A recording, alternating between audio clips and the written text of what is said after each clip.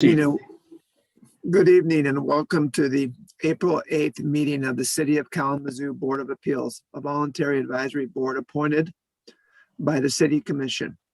Tonight's meeting is being held electronically and is being streamed live on the city's Facebook page and YouTube channel. Will staff please conduct a roll call for attendance? Doan, Here in Kalamazoo, Michigan. Vanden Hamburg,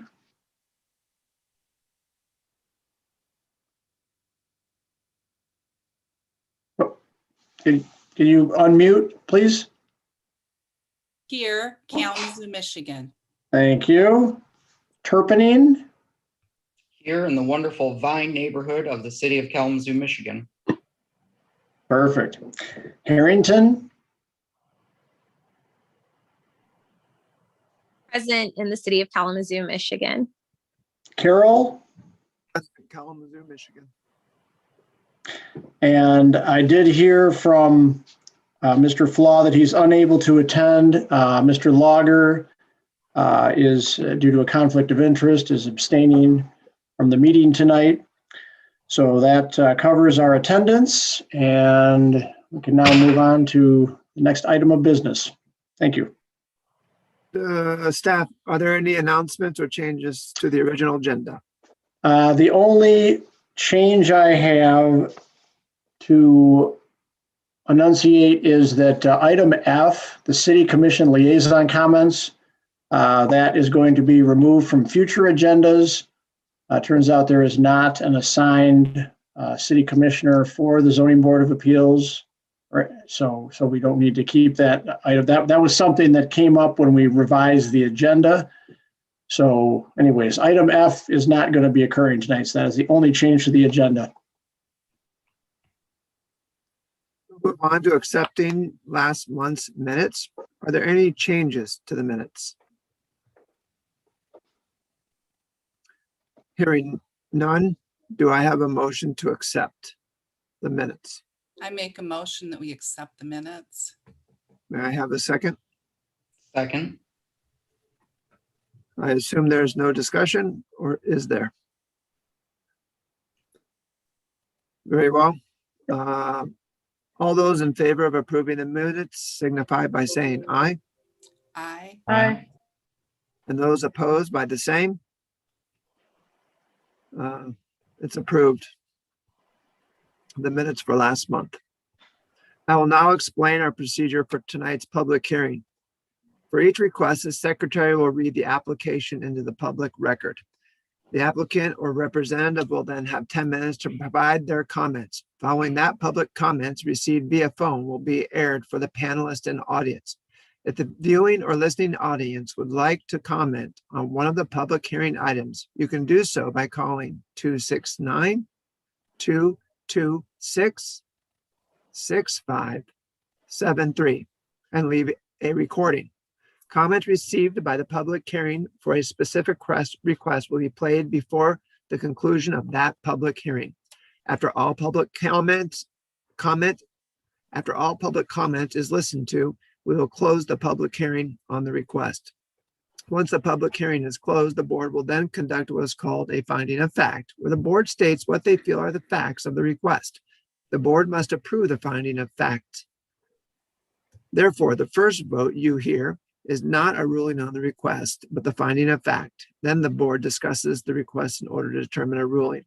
The board reserves the privilege to ask questions of persons who have already spoken, even though the public comment portion has been closed. Once the discussion is ended, the board will move on to a roll call vote. A full board consists of 6 members, with 4 votes required to grant a variance or any other type of request. Ms. Secretary, will you now read the first application into the record? Yes, one moment, please. An application for a variance for provisions of the zoning ordinance has been filed with the Zoning Board of Appeals by Jeremy Cole / Statewide Rentals LLC, owner of 120, 124, and 128 West Dutton Street, which is situated in Zone RM 36 Residential Multi-Dwelling District. The applicant is requesting a variance from Chapter 12, Section 12.3, definition of bed and breakfast, to authorize a bed and breakfast business at 120, 124, and 128 West Dutton Street, where the principal residence of the operator is in one of the dwelling, but the other two adjacent dwellings will not have an operator living on site as required by the definition. A bed and breakfast is defined as an establishment located within a detached house as the principal residence of the operator where short-term lodging is offered for compensation, and that includes the service of one or more meals to guests. Please note that this request will not change the zoning classification of the property. This is a request for variance only regarding the item described above.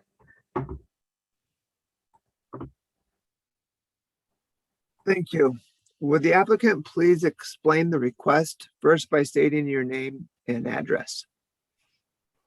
Hi, my name's Jeremy Cole, address 606 Bryant Street, Kalamazoo, Michigan is our business location. You're welcome. So to go into detail on this, I'll try to be as brief as possible. These properties are actually located in RM36 zoning district, which by right, a bed and breakfast is allowed. The only request that we're asking is to remove the restriction so that an operator has to live in each of the dwellings. These properties, if you guys have taken a ride by, are about 12 to 15 feet from each other.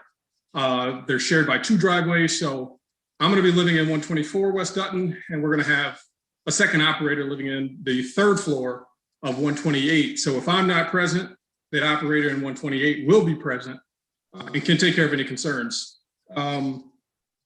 The last time these properties were before a board at the city of Kalamazoo, they were requesting demolition of these three structures. Since then, we've acquired them and have invested over $250,000 in these properties and bringing them back up to the highest standard that you can think of.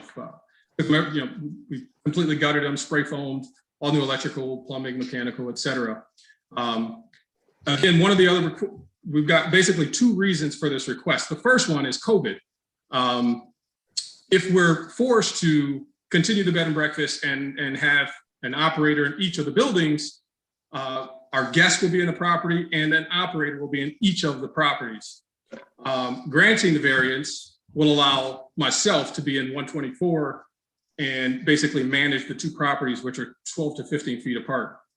The second reason is because of parking. Again, there's 3 houses, 2 driveways. If we, again, are forced to have an operator in each of the properties, each one of those operators is also going to come with a vehicle that will be parked on the street, not on the driveway. Although Dutton is, well, at least the 100 block of Dutton is a portion of Dutton, I think the only portion on Dutton where you can park overnight. It is used by some of the other long-term residents.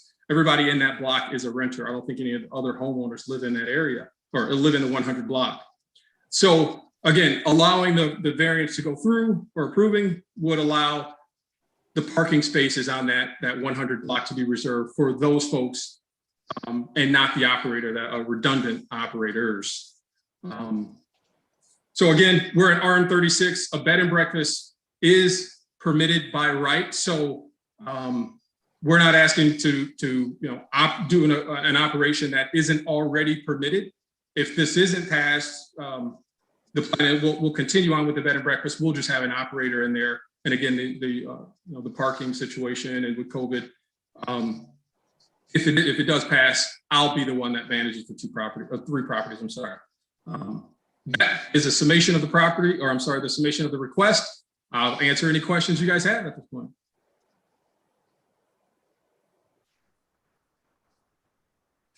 We will now open the public hearing. But does the board have any questions of the applicant?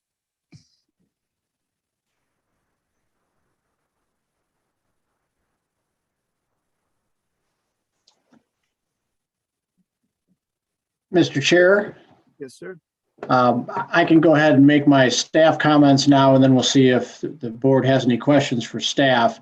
I did want to start this evening to, we have had other requests that have come before the board, and there's been some confusion on short-term rentals versus a bed and breakfast. And so I just wanted to provide some clarity of where these, where these particular cases were, what zones they were in, and what those actual variances were for, in comparison to what's before us tonight. And the first one, which came in last year, but then the applicant ended up withdrawing the request, was on Inkster Avenue, and that was for a short-term rental in the RS5 zone, the residential single dwelling zone. So that was a use variance for a short-term rental that was withdrawn. We then dealt with the 2026 South Westnedge property that's right on Westnedge Hill, which was a short-term rental request as well. The applicant lived just down the street on Westnedge. That particular property, had some unique circumstances with the history of the craftsman style building, or craftsman style construction, I should say, as well as being on a major commuter corridor, and the house was surrounded on two sides by an apartment complex. So again, that was an RM15 residential multi-dwelling. That's a medium density residential. The most recent one, and then we had another one. I'll just go down the list in chronological order. Then we had 830 South Rose Street, which is roughly 3 blocks from the properties before you tonight on West Dutton. And that property and the adjacent property are both in RM36. So a bed and breakfast is permitted. And that applicant asked for not a use variance, because they didn't need that because they're RM36. They wanted to run a bed and breakfast, but they wanted to, not have a separate operator in the house adjacent to the home that they lived in for running the meeting. Running the bed and breakfast operation. And so they came forward for a variance that is the same as what's before you tonight. Basically a variance, a non-use variance from that portion of the definition of bed and breakfast. And that was Bobby and Barbara Shell on South Rose Street. So they live in one house and they manage the bed and breakfast in the house directly adjacent to it. Then we had the most recent one was Winchester Place. Now that is RD19, Residential Duplex District. So not RS5, not the least intensive residential zone district, but close to the least intensive residential zone district. That applicant, again, was requesting a use variance because, what they were proposing was not permitted in that zone. They were asking for a short-term rental variance, use variance, and that one did get denied. So tonight, obviously, we're now looking at West Dutton Street. It is for a variance from the definition of bed and breakfast. So we're dealing with a bed and breakfast, not just a short-term rental. I guess to clarify what the difference is, the bed and breakfast means you actually do provide services to your guests. The short-term rental is simply, they pay their money and you give them a key and, they stay there for the duration of that time period. But this comes with, fresh sheets and food, provisions for meals. So, that is why staff, kind of laid it out in the report and talked about the size of the properties. They are small lots, 33 foot wide, and two are at 33, and I think the other one's at roughly 40. So so the properties are quite close to one another. Staff does not have any concerns about this sort of concept of bed and breakfast usage. And the main reason for that is because the intent of the ordinance is to have somebody responsible on site. And so, as Mr. Cole has stated, there will be an operator. If he is not there, then his person he's hired as the operator will be present, but there will always be a responsible party to address concerns of the guests staying there, or if there's concerns raised about activities of the guests. So that is the important part that we need to keep in mind. Are there any questions for staff I can answer?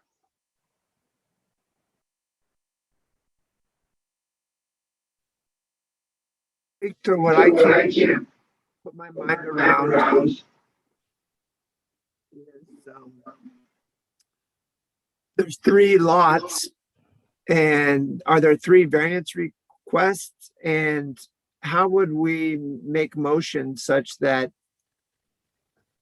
down the road, if it changed ownership or situation, the variance wouldn't necessarily run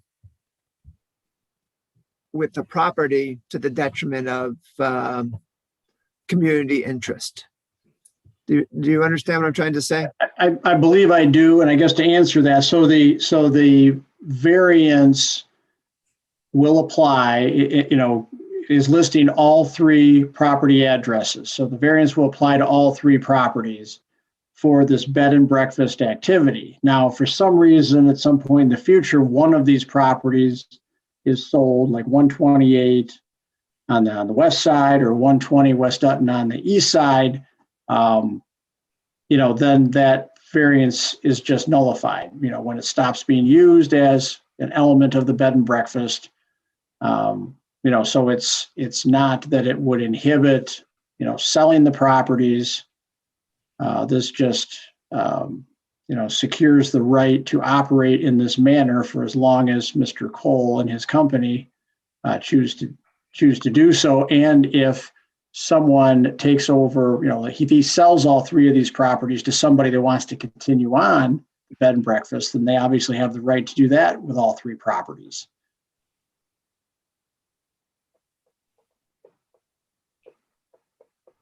Are there any questions from the board, staff or applicant? One question is there a way to make it so that there has to be an operator at least at one of the 3 properties? Or if we just grant a blanket variance, could it just be like they don't have to have an operator on any of the 3 properties? I'm not 100% clear on that part. Okay. So the way it's worded is that there has to be an operator present in one of the dwellings. That's part of the bed and breakfast.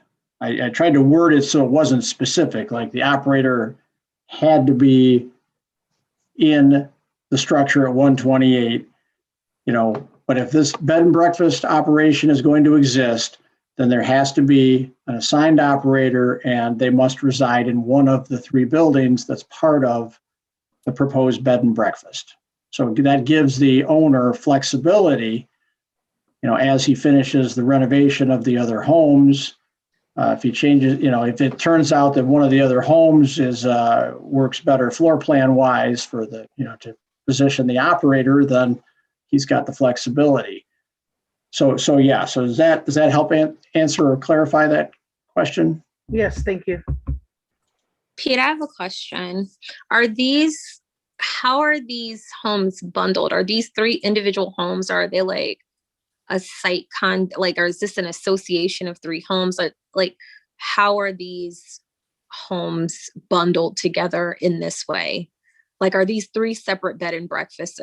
3, is it breakfasts or breakfasts? It is yeah, you even got Mr. Cole laughing on that one. Right, and I will do my best to answer this, but Mr. Cole, if you need to jump in, feel free. It's a group of properties that functions as one bed and breakfast. So whether they, give each house a nickname, as far as their rental listings, but it's a group of properties that are all owned by the same entity, Statewide Rentals LLC. But that group of properties functions, as one, or can function as one bed and breakfast operation. There's no in fact, it would, I haven't gone through and done the calculation, but, it would, most likely there would be numerous nonconformities that would have to be addressed if you tried to combine these small lots. So it actually complicates it to try to, actually tie the properties together. And I don't think, I don't think it for this type of use, I don't see why it would be necessary to go to that extreme. Thank you. You're welcome. Other questions? Pete, is this a good time for public comment?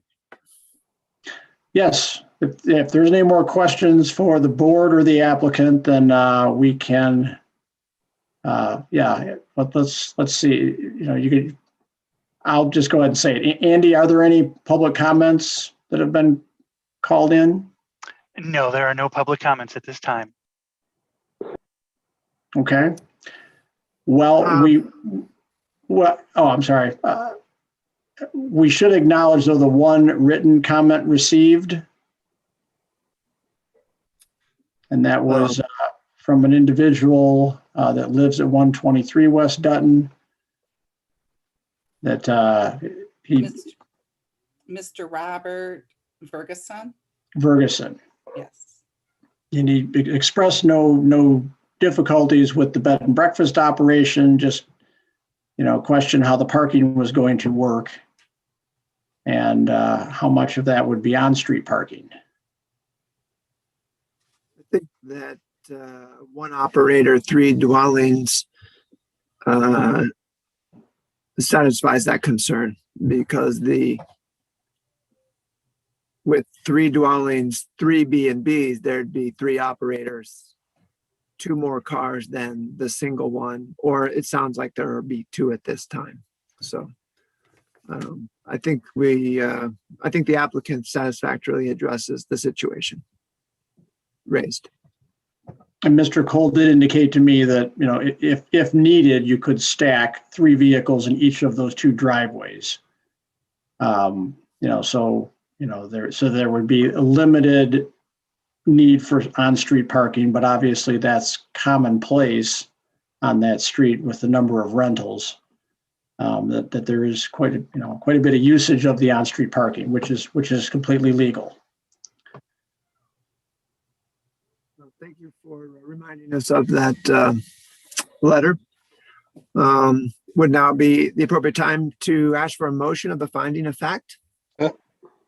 If I may, Vice Chair, one of the issues that was raised in your discussion was this. Obviously, if the variance is granted, it runs with the land, and Mr. Eldridge was clear about in terms of if a parcel gets sold off, that does create I suppose if the center, you get 2 basic scenarios, or 3 perhaps. One is you sell all of them as a unit, that you sell all 3 homes. The other thing that could happen is that you sell off one of the 2 ends. So then you're left with 2 adjacent parcels, if you will. Then the other option that could occur, I suppose, is you sell the middle one, and now you've got 2 parcels that are separated. I might suggest that when you get to the point of granting the variance, after you go through the facts, you may want to consider adding a condition that this variance only is applicable so long as all of the parcels are in common ownership. That would protect Mr. Cole in particular, or if he chose to sell the properties, he'd have to sell them as a unit in order to take advantage of the variance if it is granted. But if he's sold them off piecemeal, then the variance would fall away, because there would no longer be one common ownership. I think that helps protect both the neighborhood, the intent of granting the variance, and makes it clear to any future purchasers that they're not going to get that advantage if the three parcels are broken up. Just to clarify for Mr. Cole's sake, as well as the board, should that adjustment be made to the amendment and he sell one of the side parcels, retaining two, the variance would still remain on the two, or it would drop off at that point with the adjustment as suggested? It would drop off. Because the condition would be they have to be under common ownership. As I suggested, there's three circumstances that could exist. You sell them all as a group, you sell one of the ends, or you sell the middle one. And obviously, I suppose you could craft it if you can continue the condition, if you will, if either one of the two end parcels are sold off. But I wanted to keep it simple. But if you want to say that you've got that flexibility to sell one of the two ends, and you can retain the variance provided you have two adjacent parcels, that's okay too.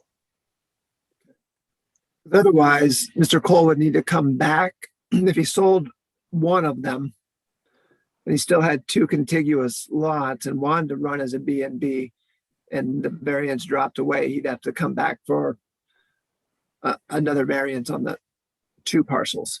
That's correct.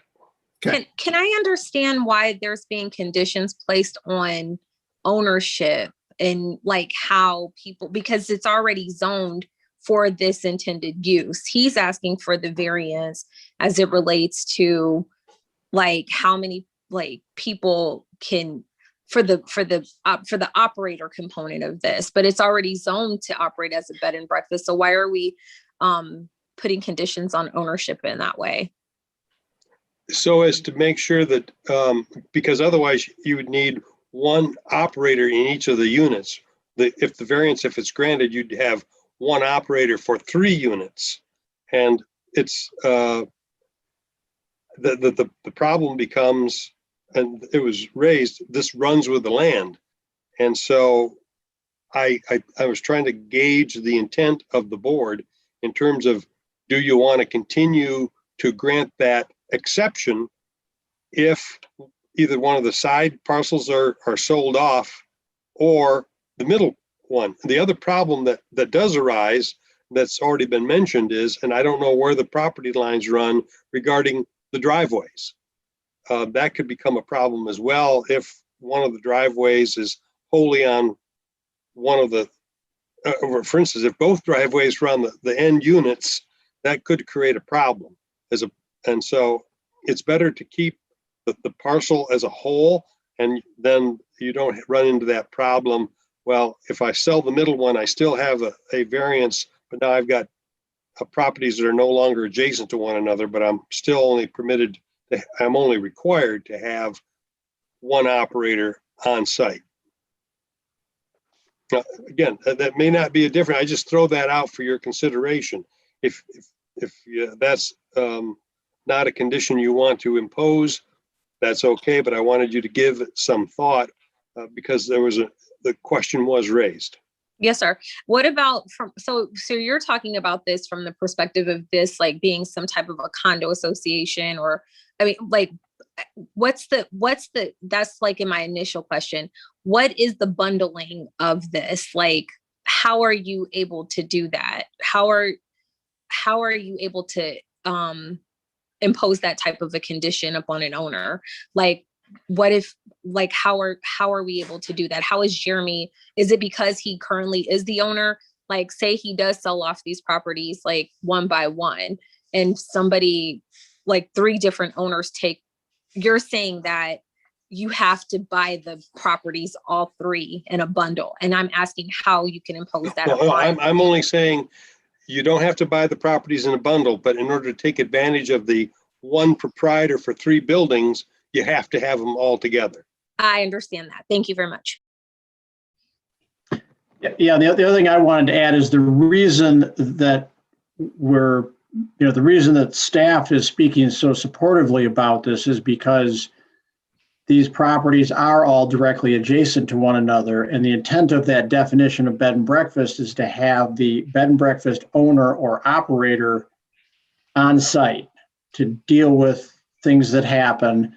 And so, if it's turns out that the owner is, several houses away, that kind of dilutes, the focus and intent of that definition, the way it's written. And so that's why I think that's part of the reason why Clyde's getting back to, well,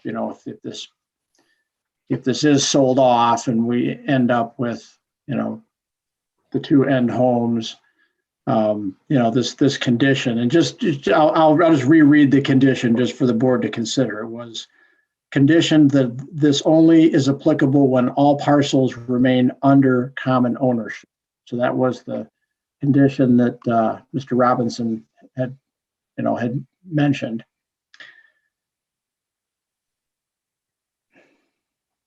I understand. Thank you.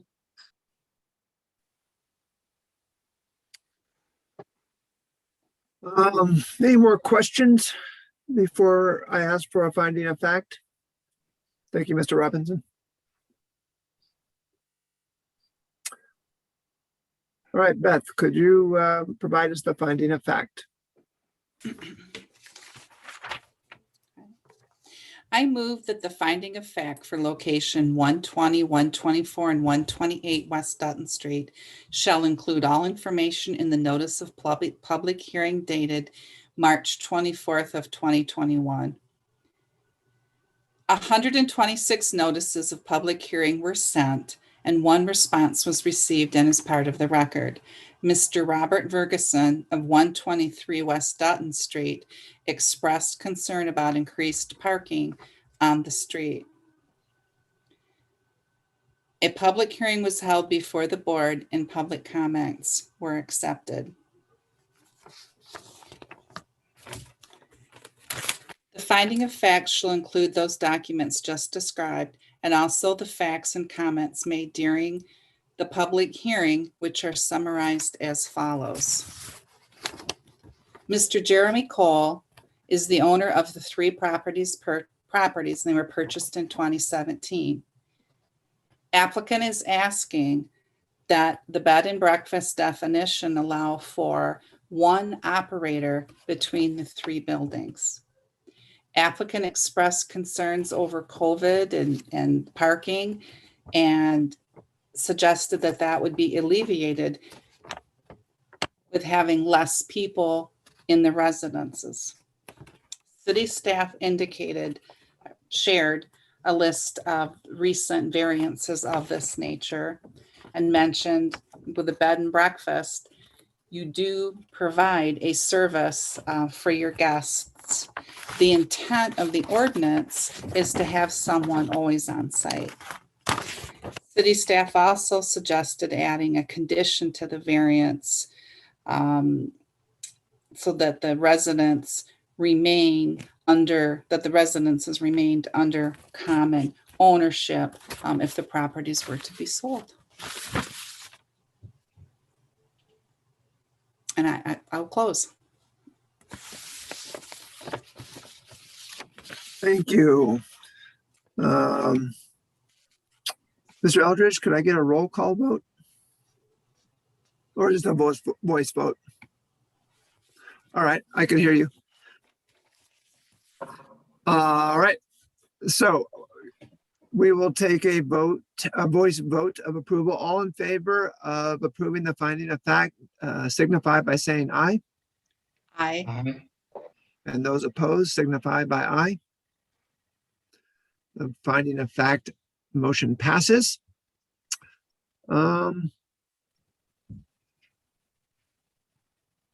Excuse me for a moment. So now we have a board discussion, correct, Peter? Yeah, Vice Chair Carroll, did we have a second on the finding of fact? Did not, and I messed that up. I'm sorry, and I didn't catch it either. I was busy talking with my mic muted. Could you remind me who the first was? So Ms. Vanden Hamburg read the finding of fact, and then that would be seconded to get it out on the table, and then we do a voice vote. So we probably should just roll back to asking for a second, and then we'll do a voice vote again to solidify it for the record, because technically it's not on the table to be voted on until it gets seconded. Good. Thank you for reminding us. May I have a second on the motion of the finding of fact? Second. Thank you so much. We'll now have a roll call vote. All those in favor of approving the finding of fact signify by saying aye. Aye. And those opposed signify by aye. The finding of fact passes. We will now have discussion. And I can go ahead and start that. I'm inclined to be supportive of the application. And I think that the addition of the condition is appropriate. Oh, yeah, would be appropriate because we're granting this extra right to the applicant and these three properties as long as he or family or common ownership is doing this business. But if it's unwound, I don't think we can think of some of the different scenarios that might happen. And by letting it run with the land, I don't know. I don't think we can forecast or think of what would happen. So I think it'd be better just to go back to the regular rights of the land if these things were split up from ownership, and then take it from there. I think that would be best for the applicant and the community, not knowing what would happen if different things were sold. Mr. Vice Chair, I have two things. The first is when we do make the motion, you don't need to read the definition of bed and breakfast. And then second, we should get the motion out on the table before we continue the discussion. Okay. After the meeting, we'll have to redo these, the flow of this, because thank you. Keep me on track because it's a little out of order here. Ask for a motion in a second. So would this, I need to get a motion to approve the application request. I can make a motion to approve the application request. Do you want her to read it, Pete? Yes, for the record, it would be good to read it. And for those at home that are listening and not viewing the meeting tonight. Right. Gosh, okay. Well, Pete, I'm not, the document I have here is the staff report. Oh, okay. You don't have the agenda To read it in? to read it into the record. I will read it into the record. Okay. So this Thank you. is the motion made by Ms. Vanden Hamburg. The motion is for Jeremy Cole Statewide Rentals LLC to be granted a variance from Section 12.3 definition of bed and breakfast to authorize a bed and breakfast business at 120, 124, and 128 West Dutton Street, where the principal residence of the operator is in one of the dwellings, but the other two adjacent dwellings will not have an operator living on site as required. Are you going to add the amendment or no? That is at the wishes of the board. Vanden Hamburg, do you, would you like the amendment to the, would you like the extra language added to your motion? Mr. Eldridge could read it and then you could approve the entire statement. That would be very kind of you. Thank you. This variance will be conditioned that this only is applicable when all parcels remain under common ownership. Do you approve this, Vanden Hamburg? I can't hear you. Do you approve of the language? I approve of the language. Very well, thank you, you too. Nice teamwork. Can I get a second on the motion? Second. Thank you very much. Mr. Eldridge, could you conduct a roll call vote?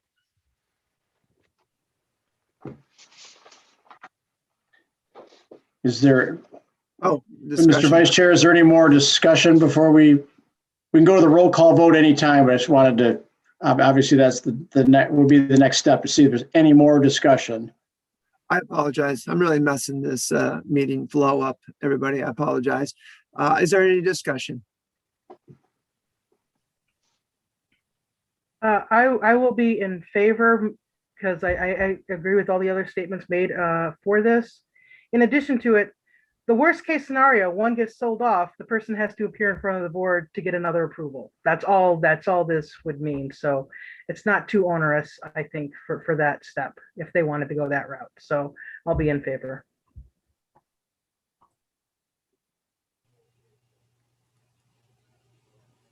All right, hearing no other comments. Could we get a roll call vote?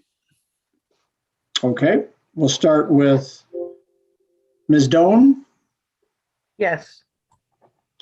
Vanden Hamburg, Yes. Turpinning, Yes. Harrington, Yes. Carroll. I'm sorry, what was that? Yes. Yes, thank you. All right, the request is approved, Mr. Cole. Thank you, All guys. righty. All righty, we do not have any other applicants this evening. I am going to try and find the agenda on this new system.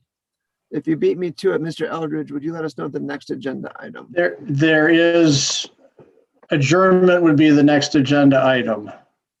Unless there are board member comments. Any comments from the board? Well, Mr. Eldridge, the adjournment is music to my ears. I make a motion that we adjourn this at 7:42 p.m. Second. Okay, Okay. All in favor? Aye. Aye. Hi. Signify by saying aye. Hi. All right, all right, I'll practice and be better next time, everybody. Have a good evening. You did perfect. thank you. You Thank you. You did did